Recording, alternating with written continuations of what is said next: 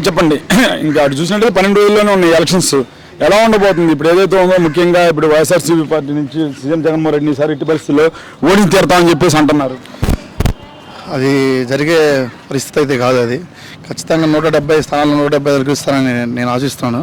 ఆయన చేసే పనులు కానీ, అభివృద్ధి పనులు కానీ, ఏదైనా కానీ, పింఛన్లు కానీ, అమ్మఒడి కానీ, ఇవన్నీ కానీ, ఏదైనా కానీ జగన్మోహన్ రెడ్డి సీఎం అవుతాడు, ఖచ్చితంగా గెలుస్తాడు.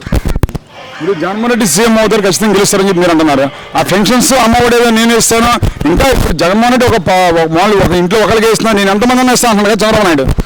ఒకరిని చూసి కాపీ కొట్టడం కాదు, అది మనస్ఫూర్తిగా వాళ్ళు తెలుసుకోవాలి కదా. అది ఒకరిని చూసి కాపీ కొట్టి ఓట్ల కోసం వచ్చి ఇచ్చి ఇచ్చేది పెట్టేది అది అయ్యేది కాదు, పెట్టేది కాదు. ఆయన 14 సంవత్సరాల నుంచి చెప్తున్నాం, ఆయన చేసింది ఏముంది ఇక్కడ. రాక 5 సంవత్సరాలు వచ్చాడు, ఇన్ని చేసాడు. అది కరోనా టైంలో వీళ్ళందరూ అడిగిపోయారు. కరోనా టైంలో అంతా చేయొచ్చు కదా, ఇవన్నీ ముందుకు వచ్చి అందరూ చేయొచ్చు కదా. ఇవాళ ఏదో ఒకటి మీద కలిసి అందరూ 6 కలిసి ఏకమయ్యి పొత్తుగా వస్తుంది. ఈయనేం చేస్తారు జగన్ని? ఆల్రెడీ 6 వచ్చినప్పుడే జగన్మోహన్ రెడ్డి గెలిచినట్టే ఇక్కడ ఖచ్చితంగా. కానీ ఇక్కడ ఏదైతే ఉందో ఇక సొంతగా ఒక ఇల్లు కూడా ఏర్పాటు చేసుకోలేకపోయారు. అటు చూస్తే నిన్న వరకు హైదరాబాద్ తెలంగాణ పరిమితం అన్నారు. ఇవాళ ప్రజల ముందుకు వచ్చి ఓట్లు అడుగుతున్నారు. ఎలా ఉంటుంది అసలు? ప్రజల ముందు వచ్చి అడుగుతున్నారంటే అది మనం చేసే పని బట్టి ఉంటుంది. ఏదైనా ఇప్పుడు ఒక ఇంట్లో మంచి జరిగితేనే ఓటేయమంటున్నాడు, మంచి జరిగితేనే ఓటేయమంటుంది. ఇలాగా నాకు ఈ పింఛన్ ఇస్తా ఓటేయండి, ఆ పింఛన్లు ఇప్పిస్తా ఓటేయని అడగట్లేదుగా. మీ ఇంట్లో మంచి జరిగితేనే ఓటేయమంటున్నాడు.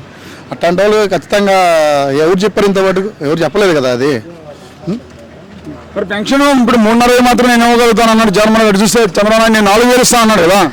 4,000 ఇచ్చినా అది ఇచ్చినప్పుడు సంగతి, అది వచ్చినప్పుడు సంగతి, జనాలకి వచ్చినప్పుడు సంగతి. ఎలక్షన్ కాబట్టి 4 చెప్తారు. అలా చెప్తే వాళ్ళు 3 చేయమను, మేము చూస్తల్లా. అర్ధాకెందుకు నేను 10 సంవత్సరాలు చేశాను. నేను 10 సంవత్సరాలు టీడీపీకి వెళ్ళి ఉన్నాను. ఈ సంవత్సరం మారాను. నేను కొన్ని పరిస్థితి ప్రభావాలు బట్టి నేను మారాను. నేను చేసే పనులు నచ్చక ఉన్నోళ్ళు వదిలేసి ఎంచుకునే వాళ్ళని చేస్తున్నారు. అట్లాంటప్పుడు వాళ్ళ దగ్గర చేయాల్సిన అవసరం కూడా మనకు లేదు. అందుకని చెప్పి నేను డిసైడ్ అయిపోయాను, వచ్చాము జగన్మోహన్ రెడ్డి చేస్తాను. చంద్రబాబు నాయుడు రాజకీయాలు అపారమైన అనుభవంగా ఉన్నాడు, 10 సంవత్సరాలు ముఖ్యమంత్రి కూడా పనిచేస్తున్నాడు. మీరు 10 సంవత్సరాలుగా పార్టీ కోసం కష్టపడి ఉన్నారు. మరి ఎందుకని వాళ్ళు అంతలా మారాలి వచ్చింది? అసలు ఎందుకు నచ్చలేదు ఆ పార్టీ వైఖరి మీకు?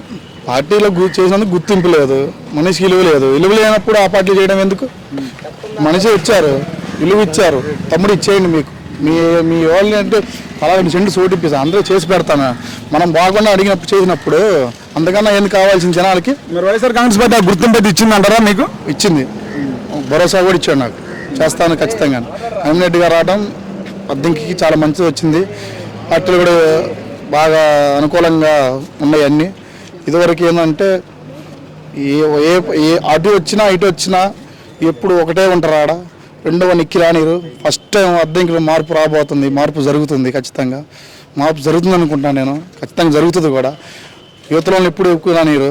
ఇప్పుడు ఈయన వచ్చిన తర్వాత అందరిని కలుపుకొని కానీ ఏదైనా కానీ మొత్తం కలిసి చేస్తున్నాడు. ఇదే చాలా, అది ఏ మనిషికైనా అంత అడుగు